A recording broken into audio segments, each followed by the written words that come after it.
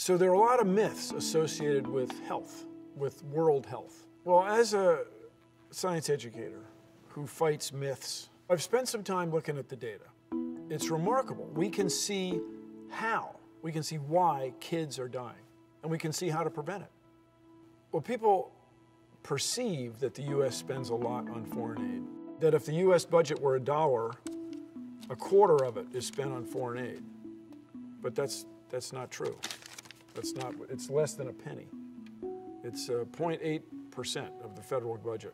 You can't even cut a coin small enough to represent how much money is spent on foreign aid. It's not that much. Now, this idea that wars or natural disasters, tsunamis, earthquakes kill most of the people, that's wrong. It pales, it's dwarfed by the number of people killed by preventable diseases.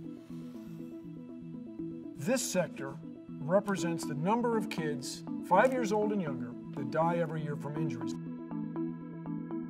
This represents the number of kids 5 years old and younger that die every year from non-communicable diseases, cancer, things you inherit.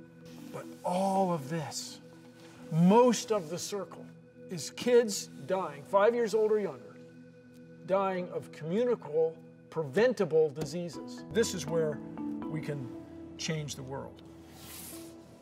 People think that we've been sending money to Africa for decades and nothing's improved. Things are as bad as they ever were. Well, that's a myth. When you can show statistically that child mortality's gone down over the last couple decades by a factor of 2, been cut in half. Those are the data. We have a real opportunity to leave the world better than we found it, to dispel these myths and move on to improve the quality of life of people everywhere. So let's prevent the diseases. Let's address a preventable disaster.